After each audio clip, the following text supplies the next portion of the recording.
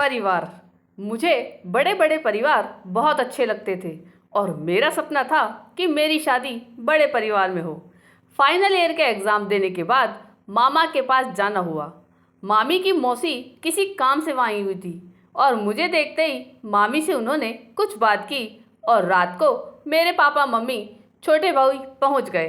रात को ही मामी के कुछ रिश्तेदार आ गए और मामा मम्मी से बोले, दीदी सोना को नवी के बारे में बता दिया। माँ ने 2 लाइन में कहा कि सोना साधन संपन्न परिवार मिल रहा है। हम सफ़र के प्यार के साथ परिवार वालों का प्यार इस दौर में किसी किस्मत वाली को ही मिलता है।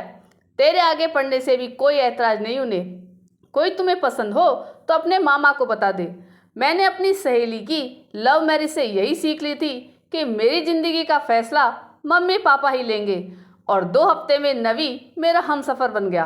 पहला 1 महीना तो सपने जैसा लगा। आज नवी और मैं 2 सप्ताह के ट्रिप बाद घर पहुँचे और माँ के कमरे में गए। माँ ने कहा, कुछ अपनी उम्र का तजुर्बा बहू तेरे साथ साझा करूँगी, दोनों ध्यान से सुनो। हमारा 10 लोगों का परिवार है। दादी, ताई, ताऊ जी, तुम्हारे पापा, मैं और तुम दोनों मिलाकर 3 बच्चे ताई जी के। रिश्तेदार तो सुख दुख में ही आते हैं। बेटा नवी और बहू सोना, शादी के बाद अपेक्षा तुम दोनों से होगी। तुम्हारा यह प्यार भरा रिश्ता जिम्मेदारी भी साथ लाया है।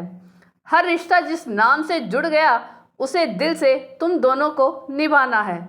जमाना चाहे चांद पर पहुंच जाए मगर परिवार जीवन का आधार था और रहेगा। मेरी इस बगिया को अब तुम दोनों खूब महकाना। कल से सुबह 6 बजे उठ जाना और घर की जिम्मेदारी में हम सबका हाथ बंटवाना। घर दादी के आदेश अनुसार मैं और दीदी चलाती आई हैं। अब आपके सहयोग से और अच्छे से चलाएंगे। मुझे सिर्फ जोड़ कर दिखाना, कभी अपने से बड़ों की खामियां मत गिनवाना। घर के बच्चों को भी बड़ी भाभी बन प्यार से जीने की राह दिखाना। मैं दिल में बहुत डर गई मगर उस सीख का पालन कर जिंदगी के 30 साल चुटकियों में बीत गए और हर रिश्ते का जो नाम था उसे वैसा निभाने की सासू माँ की सीख वाला पाठ आज अपनी बेटी को दोहराकर सुना रही हूँ और परिवार शब्द का महत्व समझा उसे ससुराल विदा करने जा रही हूँ। आपको ये कहानी कैसी लगी यह कमेंट करके ज़रूर बताइएगा। चैनल पर नए हो तो सब्सक्राइब जरूर कीजिएगा और वीडियो को लाइक और शेयर कीजिएगा। धन्यवाद।